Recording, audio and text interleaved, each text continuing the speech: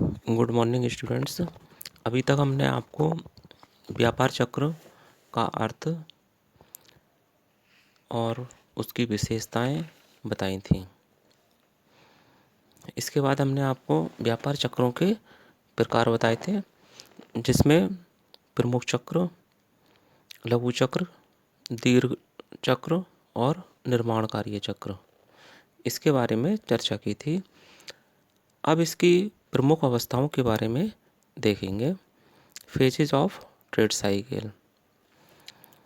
तो जो इसकी व्यापार चक्र की अवस्थाएं हैं, विभिन्न अर्थशास्त्रियों ने इसे अलग अलग प्रकार से डिफाइन किया है।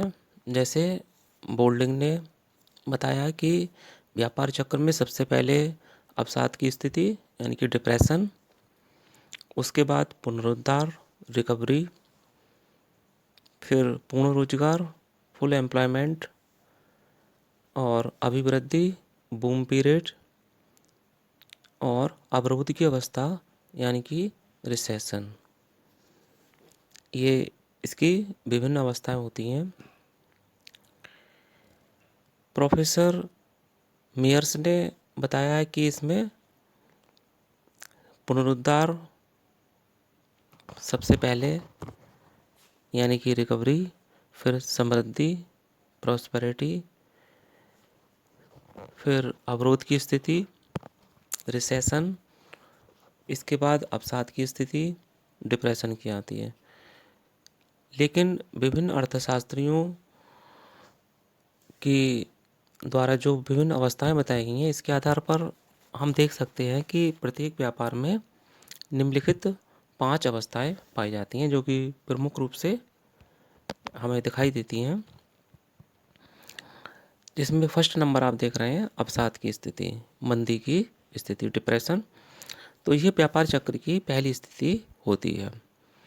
इस अवस्था में अर्थव्यवस्था में उत्पादन, रोजगार के स्तर में काफ़ी गिरावट आती है और जिससे इन्वेस्टमेंट में कमी हो जाती है।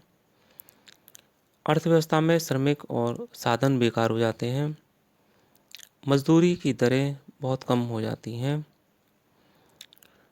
तो इस स्थिति में जब बाजार में मांग की कमी हो जाती है, मूल्यों की कमी हो जाती है, व्यापार में हानि होती है, तब बैंकों से जो ऋण लिया गया था उसकी अदायगी व्यक्ति नहीं कर पाता है। तो इस प्रकार की अवस्थाएं पाई जाती हैं इसमें, जिसे कहते हैं डिप्रेशन या अवसाद की स्थिति। दूसरी अवस्था है पुनरुद्धार रिकवरी।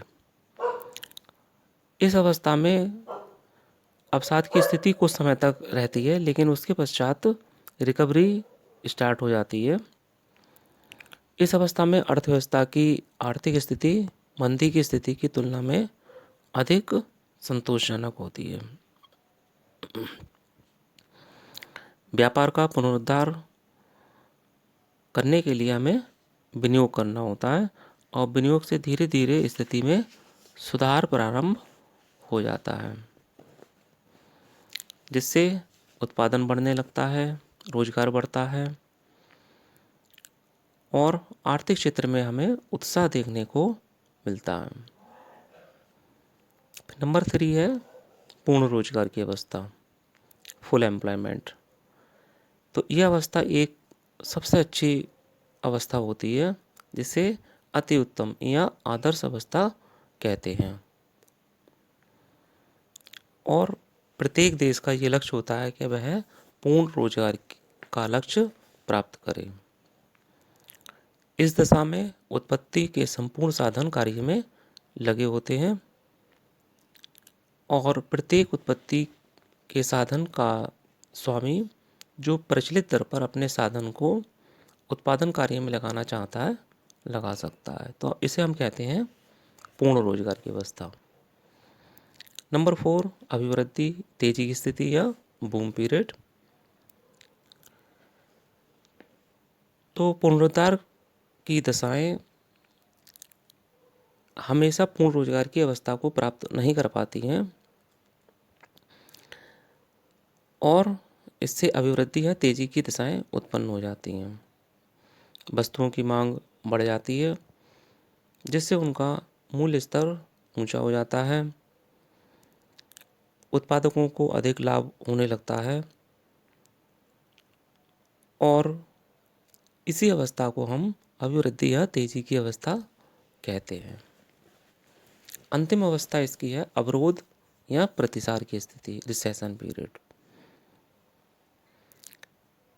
इस अवस्था में उत्पादन और अन्य वस्तुओं में अवरोध उत्पन्न होने लगता है, कठिनाइयाँ उत्पन्न होने लगती हैं, बढ़ी हुई मजदूरी और अधिकाधिक उत्पादन करने के लिए जो अकुशल श्रमिक हैं उनको काम पर लगा दिया जाता है, वस्तुओं की लागत बढ़ने लगती है, पुरानी मशीन को प्रतिस्थापित कर दिया जाता है, कच्चे माल की कीमतें बढ़ जाती हैं, कच्चे माल की कीमतें बढ़ने से लागत बढ़ जाती है, व्यवसाय धीरे धीरे घटने लगता है, रोजगार घटने लगता है, उत्पादन, आय, विनियोग ये सब कम हो जाते हैं। तो इस प्रकार से हमने आपको संक्षेप में व्यापार चक्र की अवस्थाओं के बारे में बताया। इस प्रकार से यह व्यापार चक्र का टॉपिक समाप्त होता है। यदि किसी को कोई कन्फ्यूजन हो तो वो पूछ सकता है। Okay, thank you very much.